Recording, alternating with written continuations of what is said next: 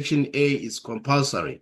So remember, you are given 30 marks questions, and the expectation is to spend 20 minutes on this particular type of questions. Okay, question 1. Various options are provided as possible answers to the following questions. Choose the correct answer and write only the letter. An example is given inside the bracket where variables A up to D they are given as an example of the options that you're supposed to choose from. Okay, right. So now let's check 1.1.1. Short-term savings and loans are traded on the money market. So remember, money market is part of the financial market where short-term loans are actually traded. And remember, capital market and money market, they all fall under the umbrella of our financial market, where capital market takes into account the trading of long-term loans. Okay, right. So now let's check 1.1.2. Job advertising space is an example of a leading indicator. Remember, leading indicator is an indicator that changes before an economy can actually change. Okay, right. So now let's check 1.1.3. A deficit rule states that shortages on the budget should not exceed 3% of the gross domestic product. So now this is a benchmark rule for each and every country. Okay, right. So now let's check 1.1.4. So now 1.1.4 reads as follow. The ratio of a country's export price index to its import price index is known as terms of trade. So meaning in this regard, our appropriate answer is going to be C. Okay, right. So now let's move on to 1.1.5. 1.1.5 reads as follow. A trade policy that restricts certain imports to prevent unfair foreign competition for local industries is called protectionism, which is option A. Okay, right. So now let's check 1.1.6. The level of a country's standard of living is measured by per capita GDP because we are checking the individual's income or standard of living. Okay, right. So now let's move on to the next question. So now the next question we have 1.1.7 that reads as follow. An international benchmark criterion for regional development that requires democratic decision-making and transparency is called good governance, meaning our appropriate answer in this regard is going to be A. So now let's move on to the next question, which is 1.1.8. It says the probable number of years that a person will live after birth is known as a life expectancy, meaning the appropriate answer in this regard is going to be B. Okay, right. So now let's move on to the next question, which is 1.2. So now 1.2 reads as follow. Choose a description from column B that matches the item in column A. Write only the letter A to I as an example given next to the question numbers 1.21 to 1.2.8 in your answer book provided. Okay, right. So now grade 12s, we have column A and column B. So remember, whenever you are dealing with this type of questions, you should always make sure that you understand the concepts in column A or the terms in column A. So now also you must bear in mind that, so in column B, we have the description, the characteristics, as well as the functions of the concepts that appear in column A. Okay, right. So now 1.2.1 reads as follows, vector cost. So now vector cost in this regard, we are going to check the amount paid for the resources used to produce goods and services. So it means our appropriate answer in this regard is going to be F. So now let's check 1.2.2. It says that moving average. So now moving average methods used to smooth out short-term fluctuations in a time series. So in this regard, our appropriate answer is going to be G. So now the next one, we have 1.2.3, medium-term expenditure framework, a 3-year rolling expenditure and revenue protection for the government. So in this regard, our appropriate answer is going to be A. So now let's check 1.2.4 special drawing board. So now this one, our appropriate answer is a form of credit granted by the International Monetary Fund to countries that experience balance of payments deficit. So our appropriate answer in this regard is going to be B. So now boycotts. So now this one of boycotts, we are actually going to check the voluntary measures taken not to trade with a certain country. So it means our appropriate answer in this regard is going to be I. Okay, right. So now let's check what 1.2.6 National Development Plan. So our appropriate answer aims to eliminate poverty and race inequality by 2030. So meaning our appropriate answer in this regard is going to be C. So let's move on to 1.2.7. So it reads as follows: a special development initiative. So appropriate answer in this regard is going to be attract infrastructure investments to neglected and underdeveloped areas. So it means that our appropriate answer in this regard is going to be E. So now the last one, but not the least, we have 1.2.8, where we have urbanization. So now this urbanization is in line with the process of the movement of people from rural areas to the cities or towns. So now it means our appropriate answer in this regard is going to be age. Okay, grade 12. So now these are the answers for our question 1.2. Let's kindly move on to the next question, which is 1.3. Okay, right. So now 1.3 reads as follows. Give one term for each of the following descriptions. Write only the term next to the question numbers 1.3.1 to 1.3.6 in the answer book or abbreviations, acronyms, and examples will not be accepted. Meaning in this regard, whenever you give abbreviations, acronyms, and examples, they are actually not going to be accepted at all. Okay, so now let's check 1.3.1. The flow of goods and services and vectors of production among the participants in an economy. So now this is nothing but circular flow model. This is circular flow model. Circular flow model. Okay, right. So now let's check out 1.3.2, a curve that illustrates the inverse relationship between unemployment and inflation rate. So this is nothing but Phillips curve. This is Phillips curve. Okay, right. So now let's check 1.3.3, the transfer of functions and ownership of entities from the private sector to the public sector. This is nothing but nationalism, nationalization. Okay, so now 1.3.4, it reads as follows: financial support in the form of cash payments provided by the government to domestic producers. This is nothing but producer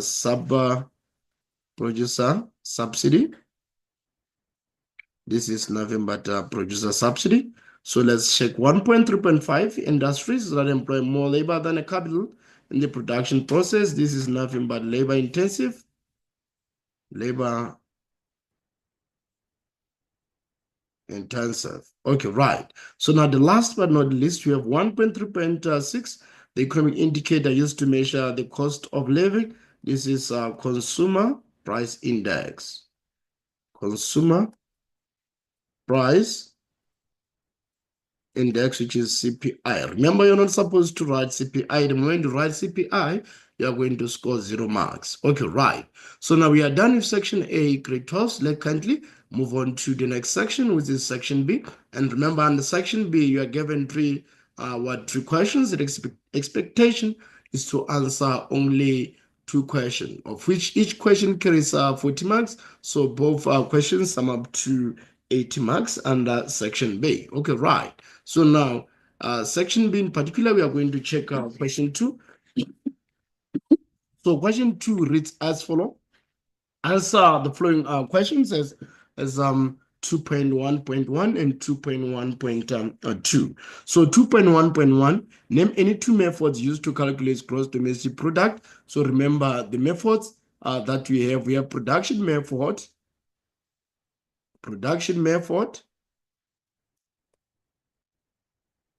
We also have income method.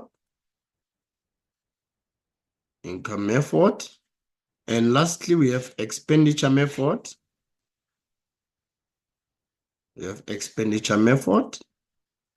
Okay, right. So now let's move on to question 2.1.2. It reads as follows: how can competition stimulate aggregate supply in an economy? So competition between firms reduces inefficiency. So this reduces costs and therefore increases output. We are saying that competition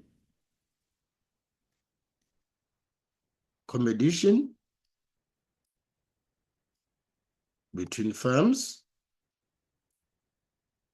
reduces inefficiency. So hence, this reduces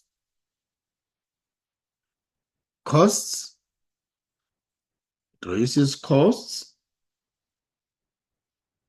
and therefore increases output. Therefore increases output. Okay, right. We are saying that competition between firms reduces inefficiency. So now this reduces costs and therefore increases output. Okay, right. So now let's move on to the next question, which is 2.2. So 2.2 reads as follows: study the extract below and answer the questions that follow. Public sector failure. In South Africa, many public entities suffer from management failure. Organizations are inefficient in delivering services because they lack a skilled labor force to compete or complete tasks successfully. So now this results in services being of poor quality, such as hospitality, running out of medicines. So these are cases where funds are left unspent even when there is a desperate need from communities. So now this means that money is returned to the national treasury at the end of the fiscal year. Okay, right. So now let's check 2.2.1. 2.2.1, identify one reason for public sector failure in the above extract. So that is a lack of skilled labor force is an answer. Lack of skilled labor force. Okay. So 2.2.2, name the level of the government that is responsible for providing services such as reviews remover. This is nothing but local government. This is local government. Okay, right. Briefly describe the term accountability. So now accountability is being self-aware, noticing and admitting mistakes, and accepting the responsibility and consequences of the actions. Okay, right. You're saying that accountability means being self-aware,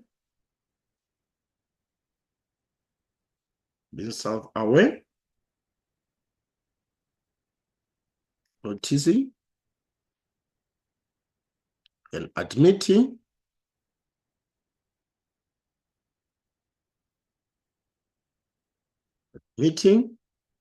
mistakes,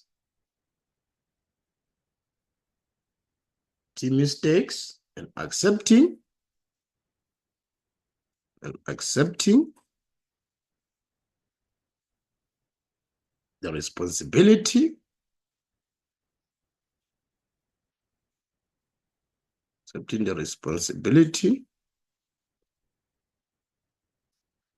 and consequences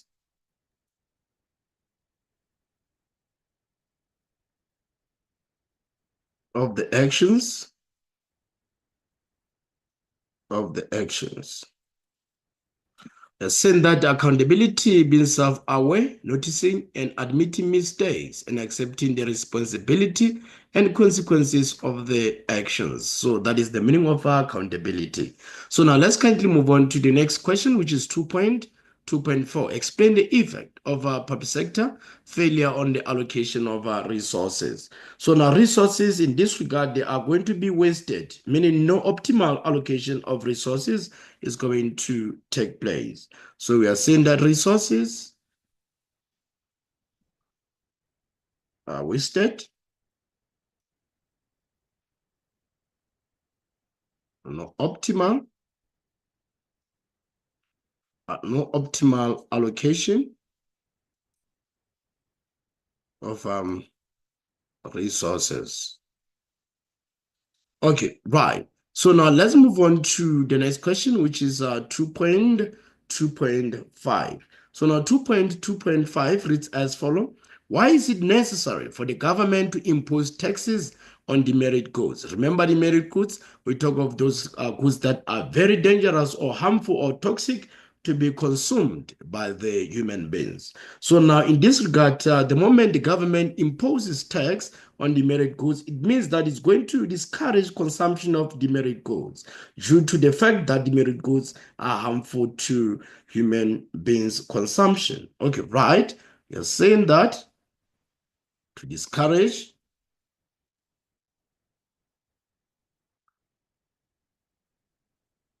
consumption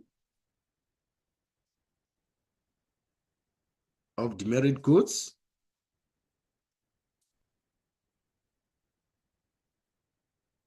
Also, we are saying that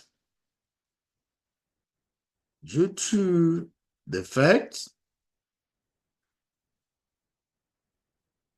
that demerit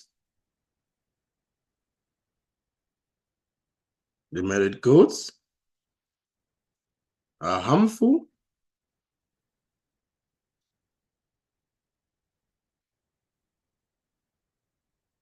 to human consumption.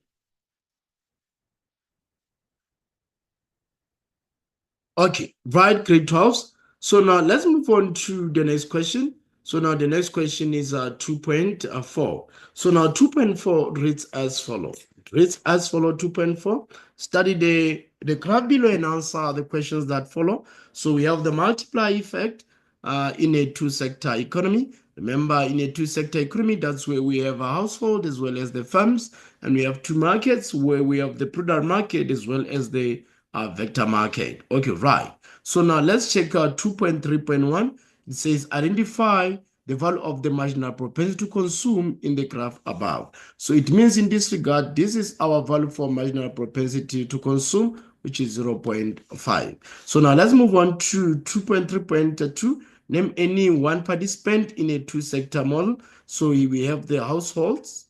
We have households.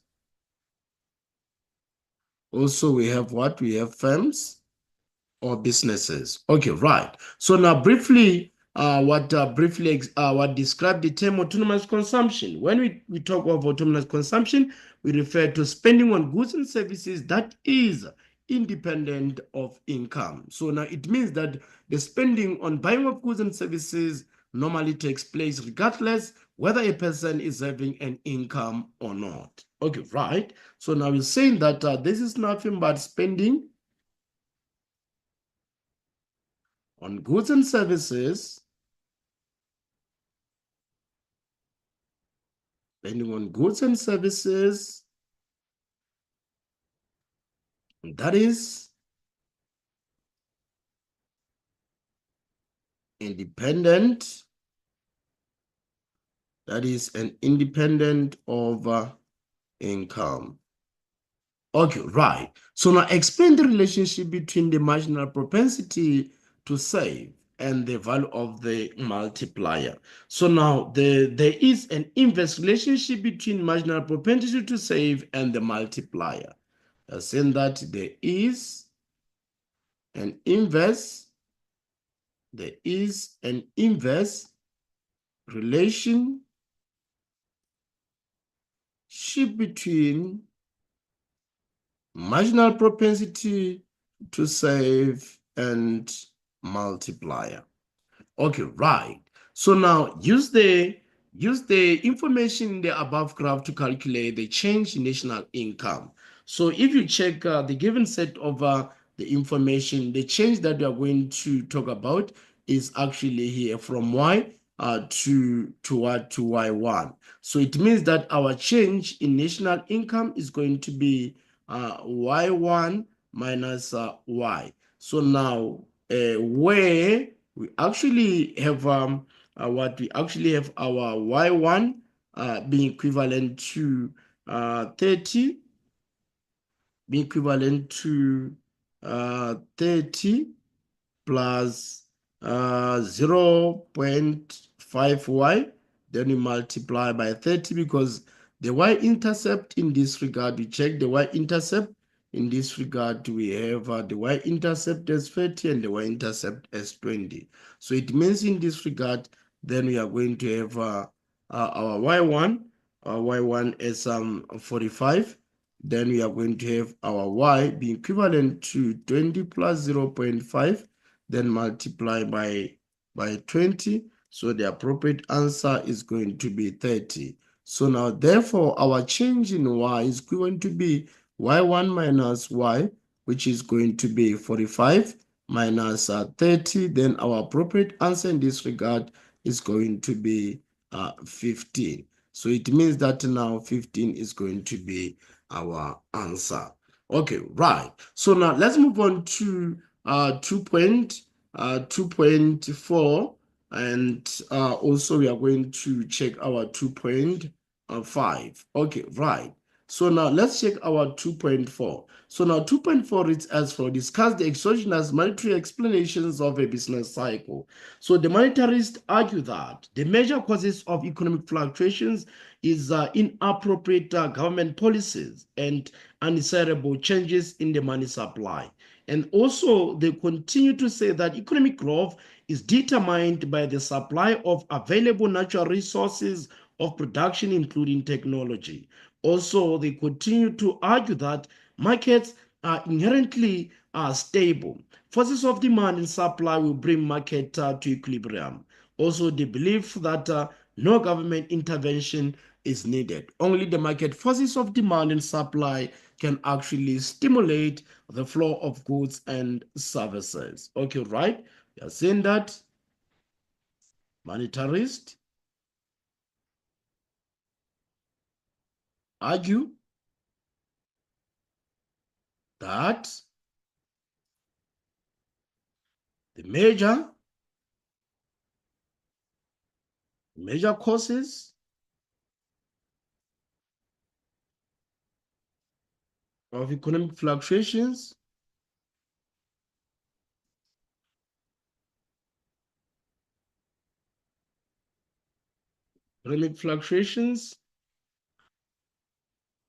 is inappropriate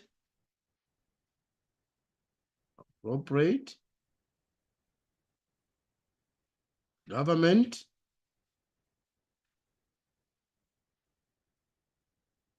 policies and undesirable changes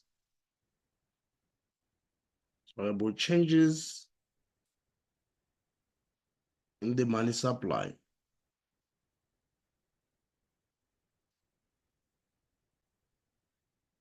Also, you're saying that economic growth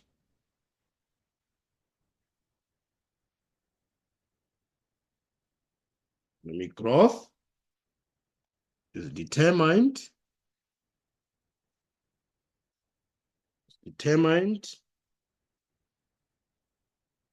by the supply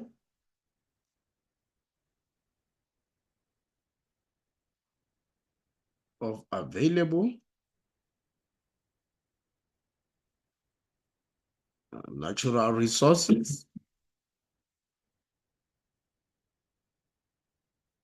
of production,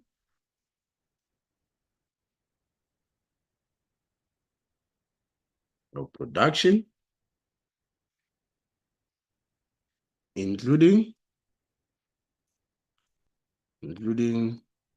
technology. Okay, right? Also, you're saying that market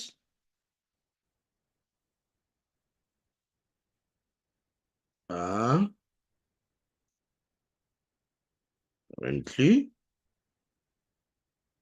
inherently stable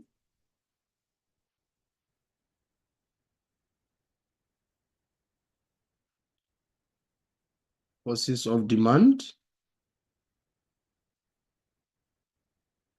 and supply. Forces of demand and supply will bring market to equilibrium. Okay, right. So now they believe that no government intervention needed. No government, no government intervention needed.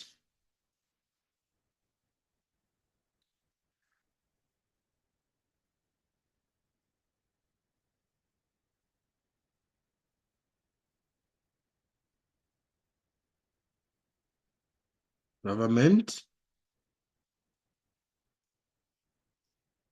intervention needed. Okay, right. So now let's check 2.5. How can the macroeconomic objective of price stability positively influence the South African economy? So stable prices improves investor confidence and attracts direct foreign investments. Also, it implies that prices do not change much over time. Progressive tax system used in South Africa, meaning the higher the income, then the higher the tax to be paid. So also able to promote economic growth and development since prices are stable and inflation is very, very low. Okay, right. Saying that stable prices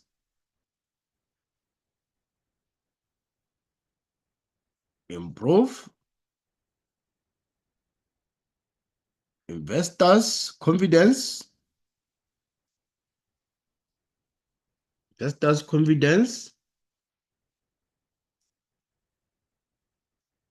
and attract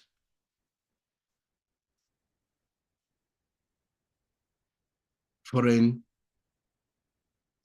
investment. Also, said that it implies that prices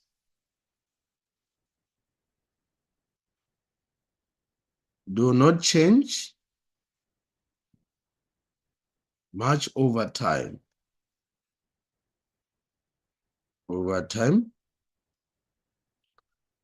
Then also progressive tax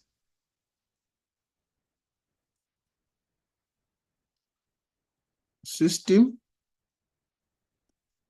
is used in South Africa,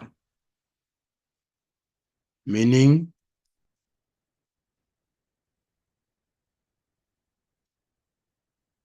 the higher the income, the more tax is charged. Okay, right? And also saying that able to promote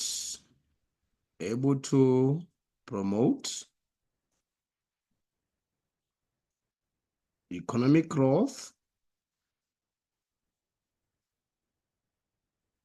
and development.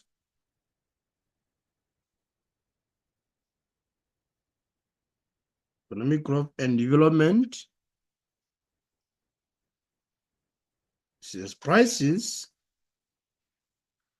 are stable and inflation very low. Okay, right, Kritov. So now let's move on to the next question. So the next question, we have question 3. So now question 3 reads as follow. We have economic pursuits. So now 3.1 answer the following questions. So now 3.1.1 reads as follow. Name any 2 countries that are part of the South African Development Community, which is SADC. So now the 2 countries, we have Lesotho and South Africa. We have Lesotho, and also we have South Africa. Okay, right? So now let's move on to the next question, which is 3.1.2. So now it reads as follows. How can broad-based Black economic empowerment help to promote industrial development?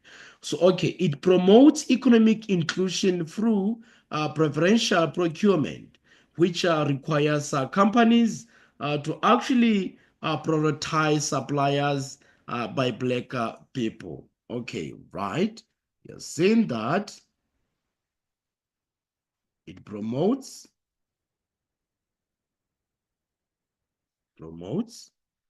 economic inclusion,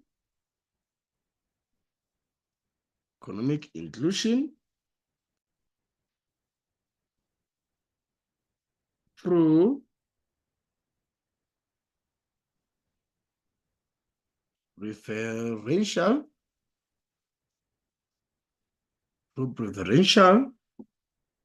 procurement, preferential procurement,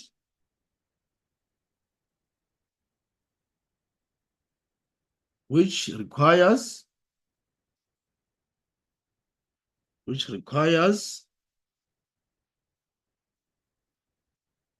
companies to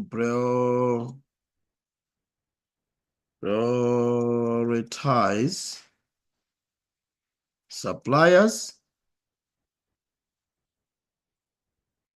by Black people. Okay, right. Okay, so now let's move on to 3.2. So 3.2 reads as follows. Study the extract below and answer the questions that follow. South Africans extract below and answer the questions that follow. South Africa's industrial development strategies. In recognizing the importance of manufacturing in the economy, two strategies were developed, namely the National Research and Development Strategy and the Integrated Manufacturing Strategy. So South Africa has set a target of 1.5% of gross domestic product expenditure on research and development. However, these investments decreased from 0.75% in 2018-19 to 0.6% in 2021-2022. So now 3.2.1 reads as follows. Identify the industrial development strategy that aims to improve the competitiveness of the manufacturing sector, which is what we have, the integrated manufacturing strategy. Integrated manufacturing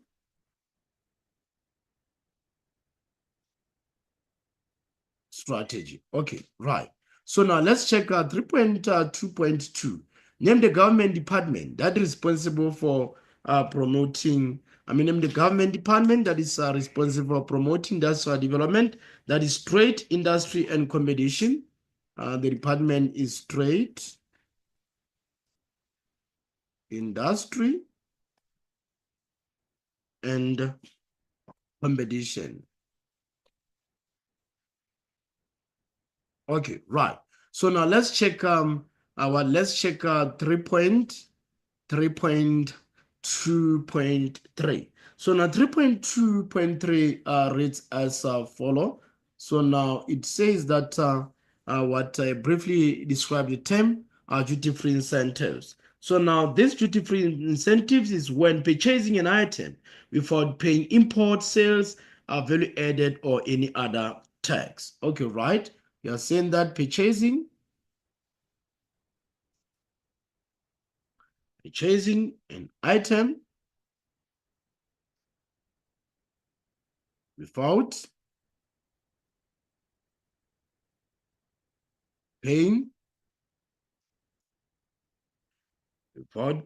import duties,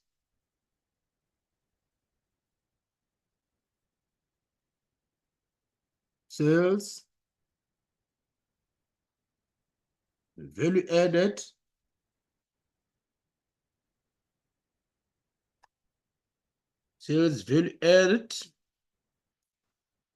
or other taxes. Okay, right. So now let's check 3.2.4.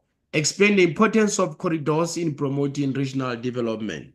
So now in promoting regional development, corridors diversifies and improves livelihoods by making trade, communications, and service more efficient. Okay, right. You're saying that this can actually take place if it diversifies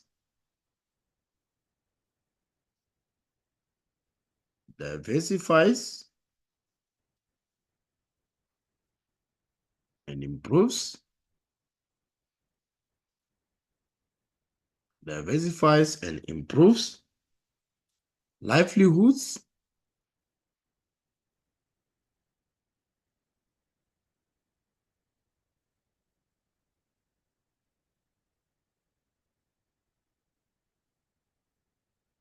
by making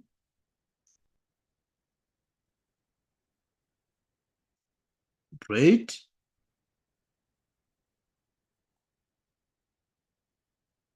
communication,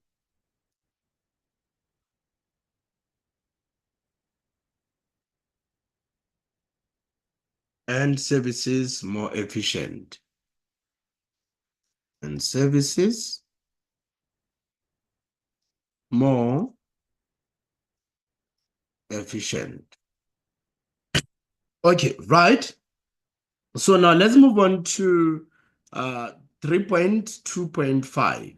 How can South African business benefit from the National Research and Development Strategy? Okay, right. Research results give businesses a means to find actually issues people have and ways to address them. Also gather knowledge to create new product or discover new ways to actually improve their existing products and services. Okay, right? Saying that research results give businesses a means to find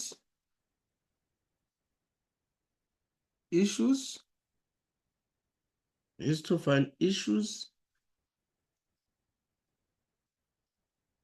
people have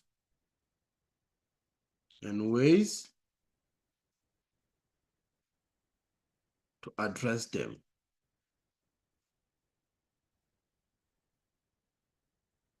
You're right. Also saying that gather knowledge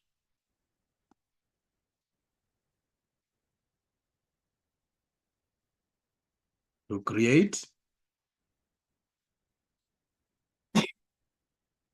new products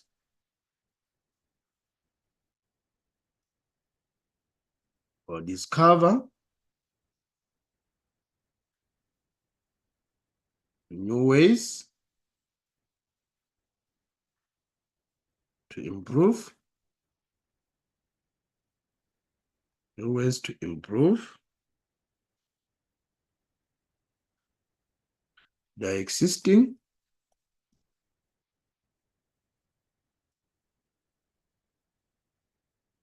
products and services.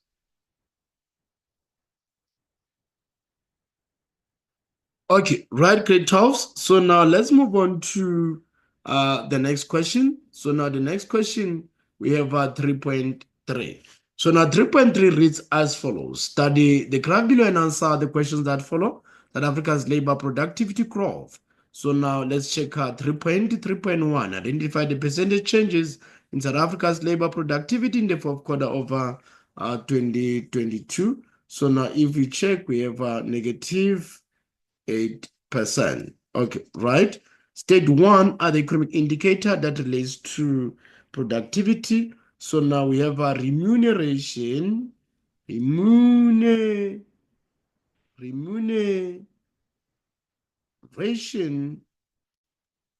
of workers.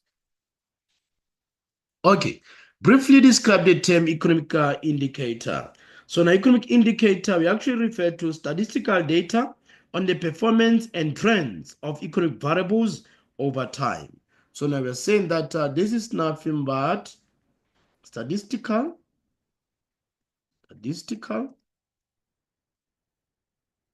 data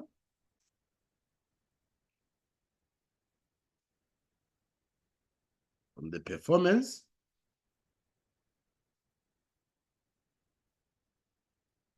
and the trends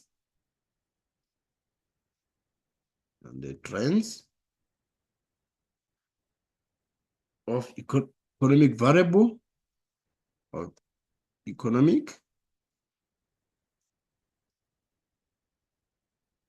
variables over the period of time. Okay, right. So now let's check out 3.3.4. Why is access to healthcare services important to the labor force? Why? Because healthy citizens are more productive, earn more, consume more, and work longer. We've seen that because healthy citizens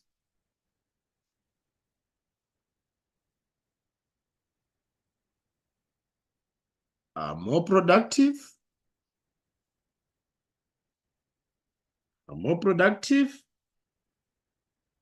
consume more,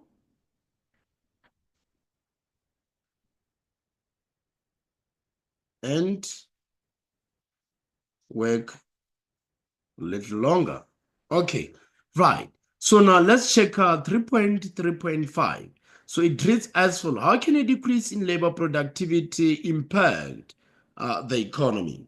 Okay, right. So there's going to be low morale within workforce. Also, it produces more goods and services for the same amount of relative work. Okay, right. You're saying that you have low morale within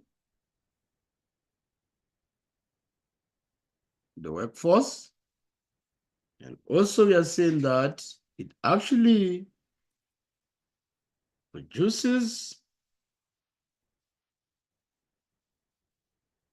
more goods and services for the same amount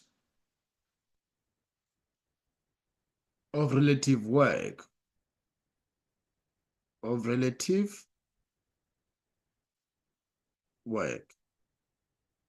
Okay, right. So now let's check 3.4 and also we are going to check 3.5. Okay, right. So now let's check what 3.4 has in store for us. Discuss the advantages of import substitution for South African economy. So now it makes a country self-sufficient. Also increase demand for local goods, which can actually translate into economic growth and development for South Africa. Helps in creation of employment opportunities, also to protect, strengthen, and grow local industry. Okay, right. We are saying that to protect,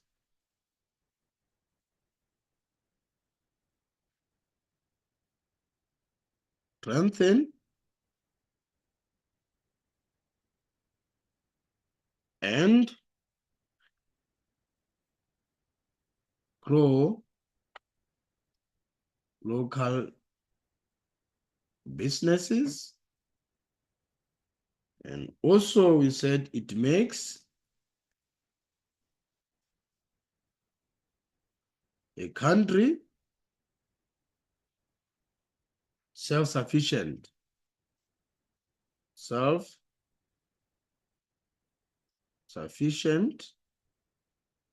and also helps in creation of jobs. And lastly, we're saying that increased Demand, increased demand for local, saying that increased demand,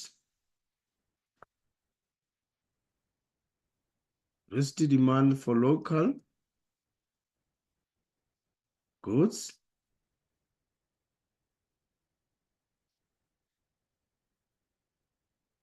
which can translate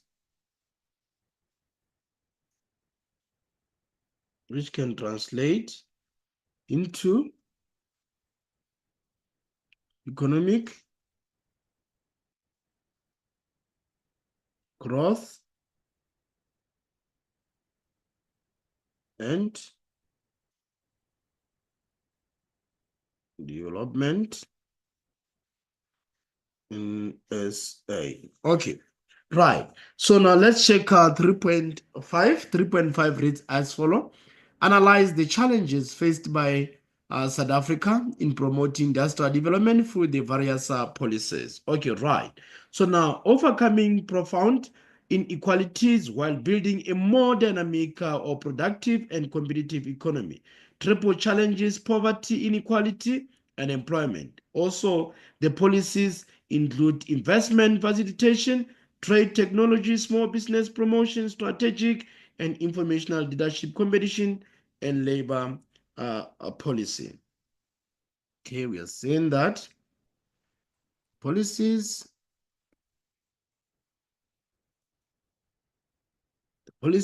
include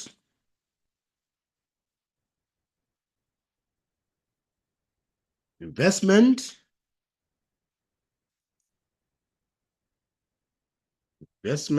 facilitation,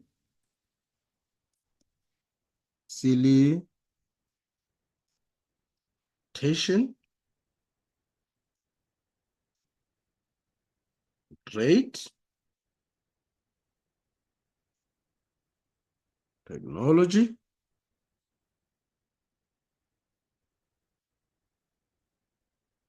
small business, promotion,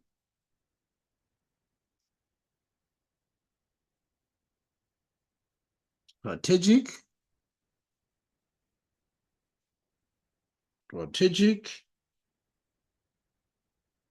and informational leadership, and informational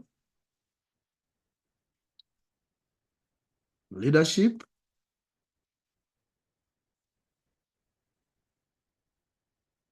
competition, and labor market policies. Okay, right. So we are saying that triple challenges,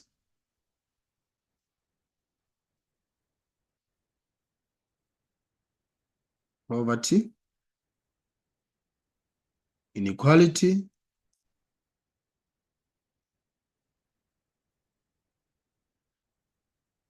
and unemployment.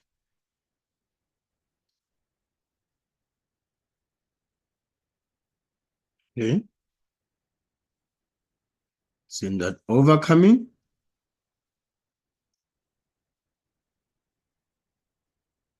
profound inequalities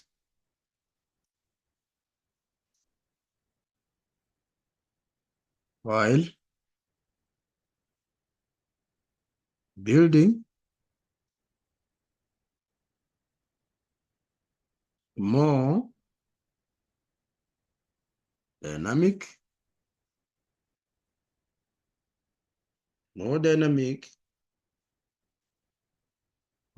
productive, more dynamic, productive, and competitive economy. Okay, right. So now let's move on to the next question. The next question, we have question 4. So now question 4 reads as follow. Name two economic indicators that's related to what actually employment. So now in this regard, we have unemployment rate, also economically active population. We are saying that we have unemployment rate, and also we have economically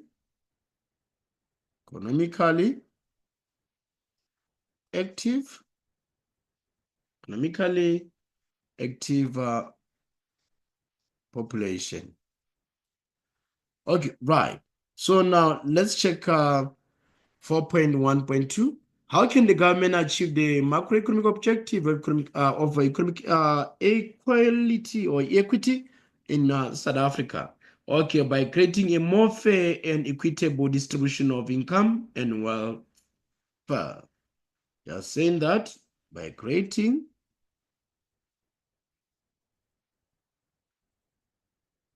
a more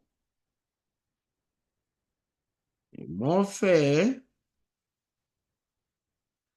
and equitable distribution of income and wealth. Okay, right. So now let's move on to 4.2. So now 4.2 reads as follow. Study the table below and answer the questions that follow. Business cycles of South Africa since 1999. So we have the upswings information, and we also have the duration, also the downswings information and the duration. So now the question says, in particular 4.2.1, identify the period in which South Africa experienced the longest downswings. So now they experienced the longest downswings between the period of December 2013 to April 2017. Okay, right. So now let's check what 4.2.2. Name the turning point of a business cycle associated with the highest level of inflation. This is going to be a peak or a boom. Okay, right. So now let's move on to the next question. The next question is in line with amplitude. So now amplitude is referred to a vertical difference between the trough or a peak and the trend line. So you're saying that this is a vertical line,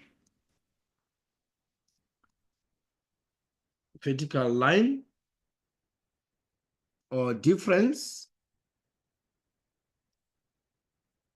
between a trough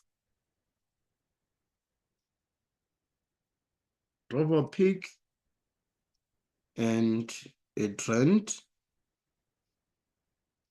line. Okay, right. So now let's check the meaning of, let's check 4.2.4. Explain the importance of the trend line in the forecasting of business cycle. Remember what trend line is used to measure the long-term economic growth. So this is used to measure long-term economic growth. Okay, so now let's check 4.2.5. How can an economy recession influence households in the economy? Low purchasing power of the household and also low standard of living for household. Low purchasing power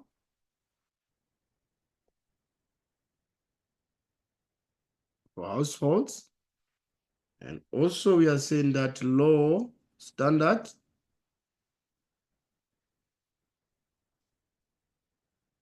of living for households. Okay, right. So now let's move on to the next question. The next question we have 4.3. So 4.3, study the cartoon below and answer the questions that follow. So now the international trade restrictions. So 4.3.1, identify a trade restriction that refers to a tax levied on imported goods. So that is nothing but a tariff or tariffs. So now the next one here, 4.3.2. So 4.3.2, name the international organization that promotes the removal of trade restriction between countries. So this is World Trade Organization. World Trade Organization. Okay, right? So now, briefly describe the term embargo. When you talk of embargo, so now embargo is a trade restrictions adopted by the government as an economic sanction. We are saying that this is nothing but trade restriction, trade restriction adopted by government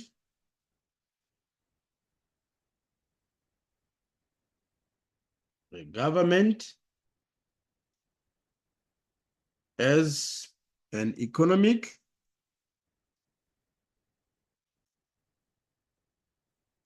sanction. Okay, right. So now explain the importance of protecting infant industries from foreign competition. We are actually to promote local production of goods and services. To promote local production of goods and services by local firms. Okay, right.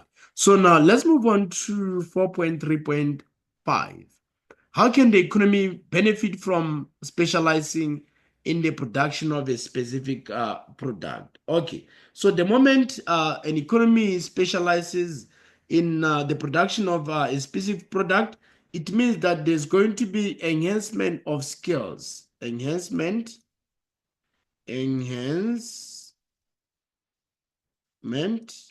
of workforce skills, and also saying that mass production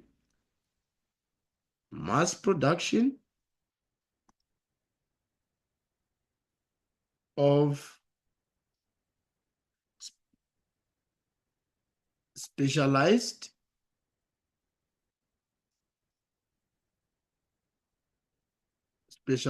goods and services. Okay, right. So now let's move on to 4.4. Okay, right. So now 4.4 reads as follow. Discuss the social indicators that relate to nutrition. Okay, so now here we have access to safe drinking water, access to sanitation facilities, health expenditure, also child malnutrition, and overweight of children. Okay, right? Access to safe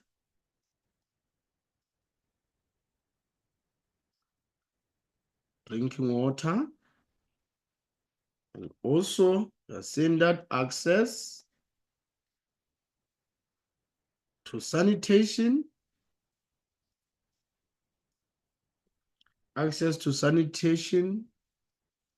facilities, and also you're saying that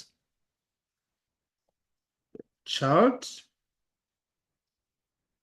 malnutrition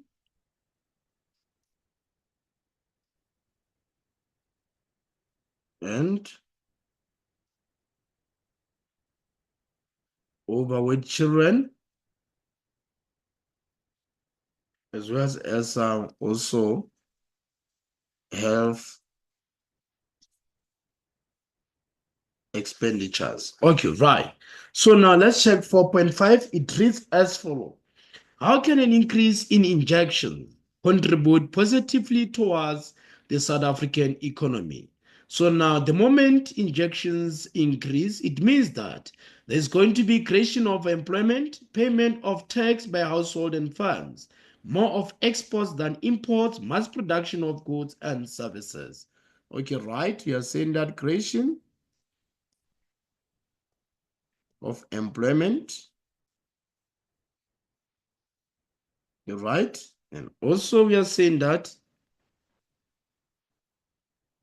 payment of tax by households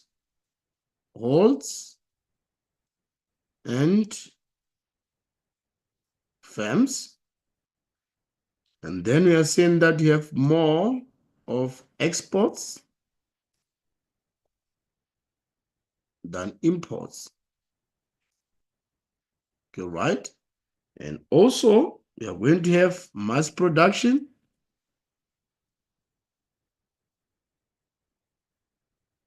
of goods and services. Okay, right. So now let's move on to section C. So section C, we're actually going to check question 5. So question 5, it's in line with what? It's in line with international trade. So now, grade 12, remember, when we have the questions like this, the structure of an economic paper in regard with the essay, you should just write your introduction, and remember this is 2 marks, and also your conclusion, and remember this conclusion also is 2 marks. So now this is going to be 26 marks is going to be your main body, and now this one of 10 marks is going to be your additional part. So this is your additional part. Okay, right. So now let's check question what? Let's check question 5. So now question 5, the introduction. So when you talk of the international trade under introduction, international trade is nothing but the interaction of a different set of countries in line with the buying and selling of goods and services. So that is the definition of international trade, and it is actually classified under our introduction part. So now let's go to the main body.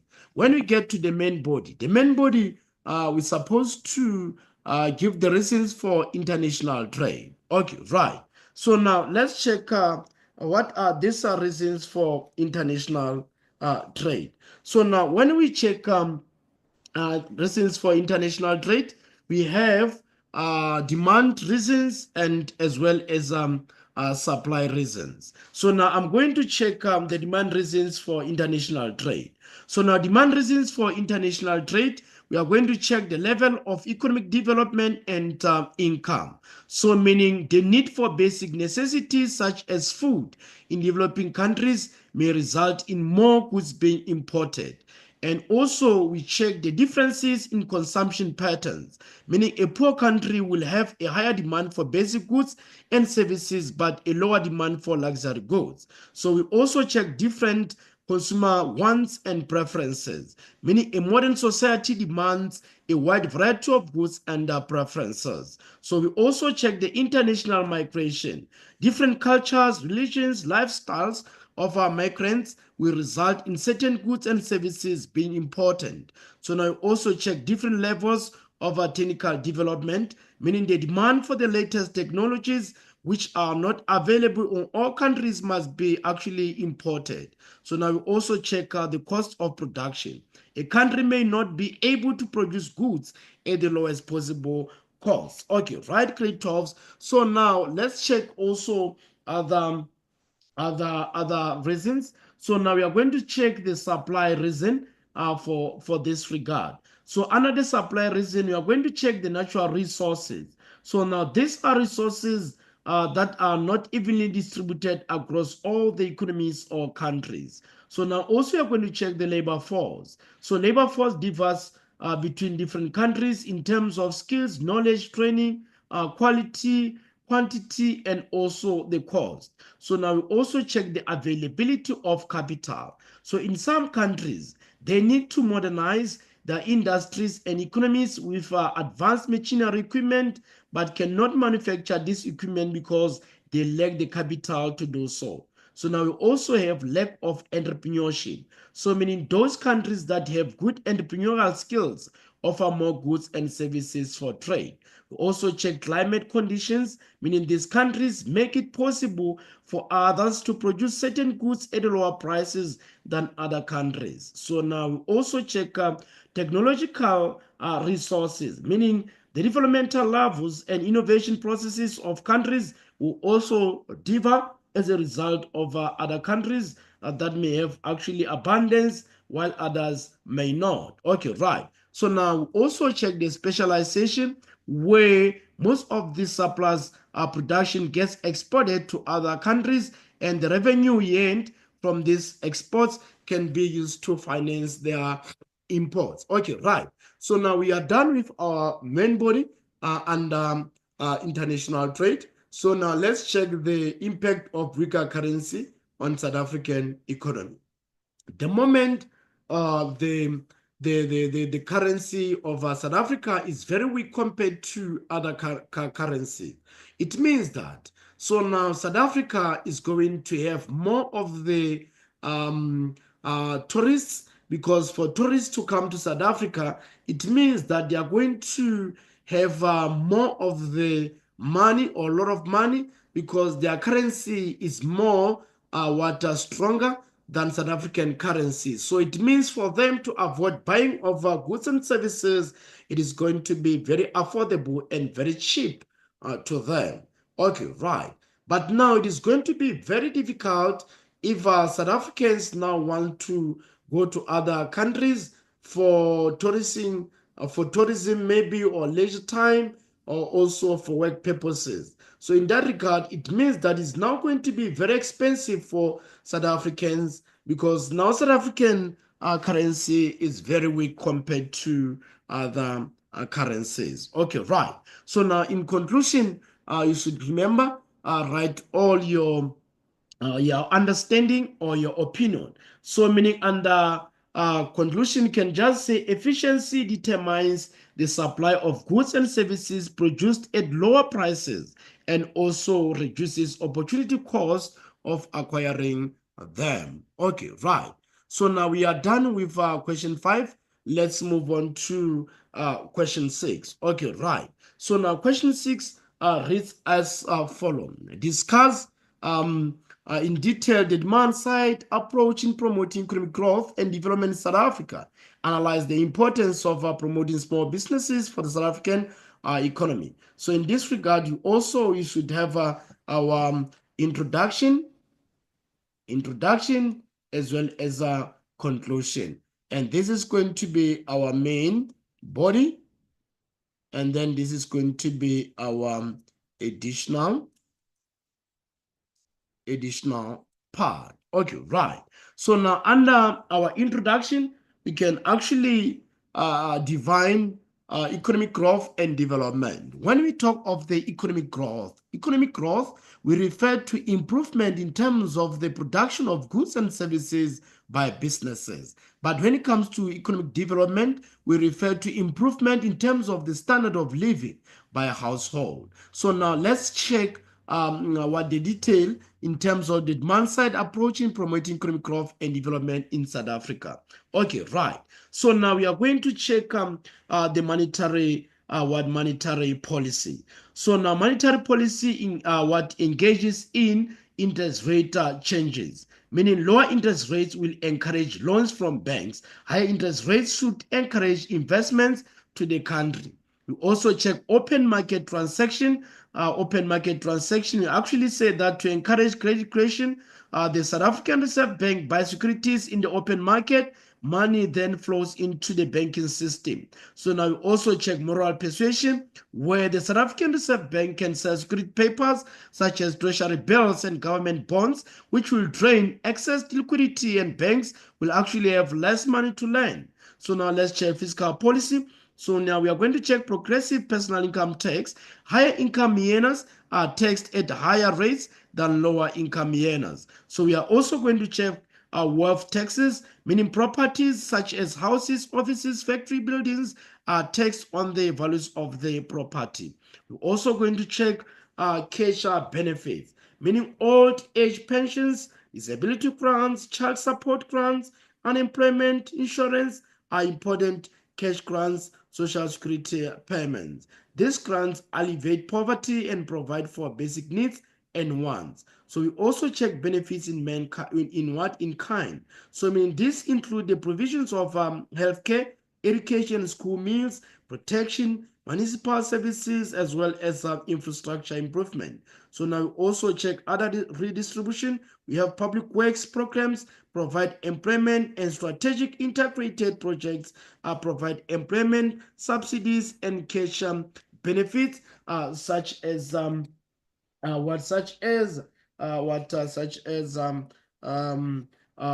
and the likes. Okay, right. So now we also check land restitution and land redistribution. So now this purpose of land restitution is to return land to those who lost it due to apartheid laws.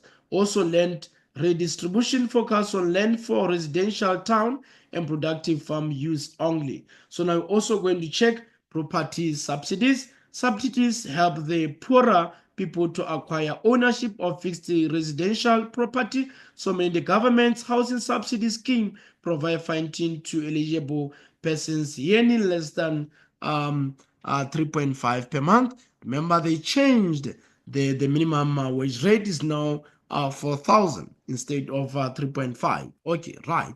So now we are done with main body. Let's check our additional part. Analyze the importance of promoting small businesses for South African economy. So up to this far, the South African economy has managed to improve the small businesses through the initiative of SMMEs, which is small, medium, micro enterprises. So through that initiative, South Africa has been funding infant or emerging entrepreneurs. Okay, right. So now in conclusion, we can actually say that in conclusion, what we can say in conclusion, imports are important to South African economy as they provide consumers with a wider choice of goods and services to choose from.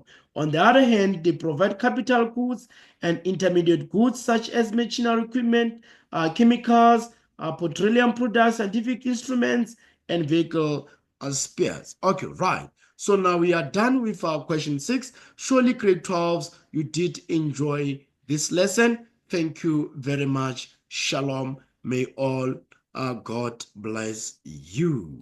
Thank you very, very much. Okay, right, grade 12s. We are going to discuss paper 1 economics. So surely you're all going to enjoy the lesson. Okay, right. So now let's check section A. So section A is compulsory. So remember, you are given 30 marks questions, and the expectation is to spend